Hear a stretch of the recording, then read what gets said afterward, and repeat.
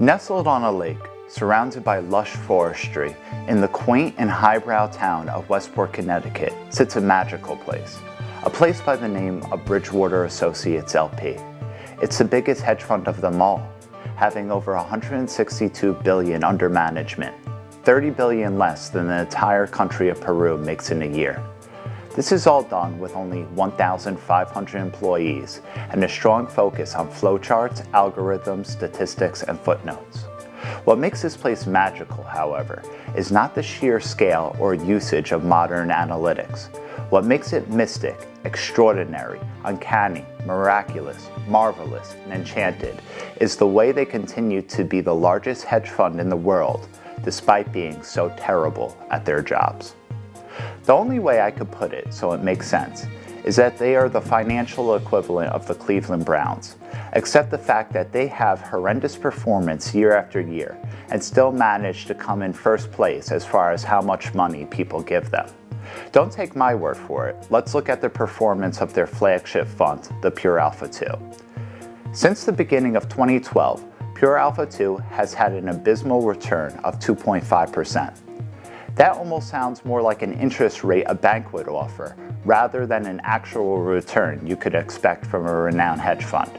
Oh, and by the way, they have a 2% charge just to take your money and a laughable 20% charge on all the profits you make.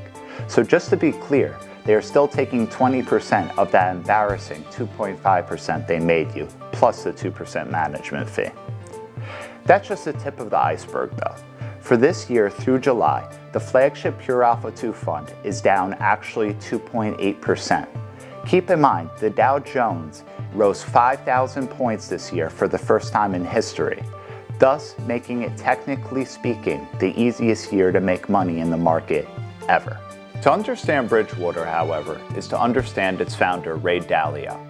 Prior to starting Bridgewater in 1975, Dalio sold commodity futures at Sandy Wild, Shearson, Hayden, Stone Inc. Dalio, perpetually a class act, ended his tenure at Wiles Institution by bringing a stripper to a business conference and punching a department head directly in the face at a New Year's Eve event.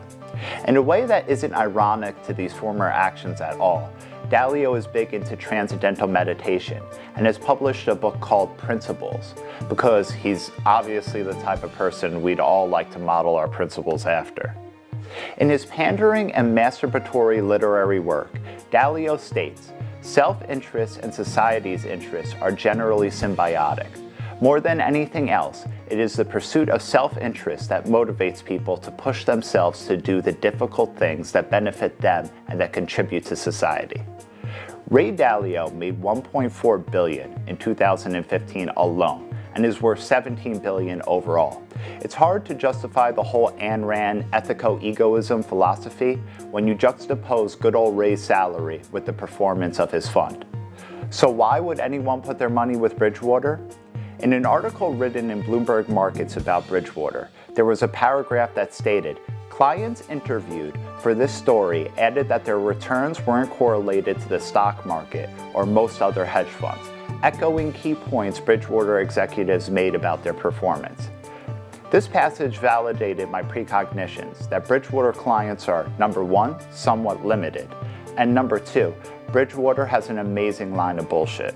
To convince people that your hedge fund's performance is not correlated to the stock market is genius. It would be like convincing someone that keeping their job has no correlation to showing up to work. It's so dumb that it actually works. Bravo, Sir Raymond Dalio, you brilliant bastard, you. The good news is if you are in the market for a fund that makes little to no money, and in many cases loses money, this is a good play. For example, if you've had a particularly nasty divorce and are handling your ex-wife's annuity, throw that baby in the Pure Alpha 2, and instead of making it rain, you can make her funds dry out like the Mojave Desert. Or if you have a mother-in-law that you despise, recommend her to Bridgewater to make sure she'll never be able to afford her dream Palm Beach retirement.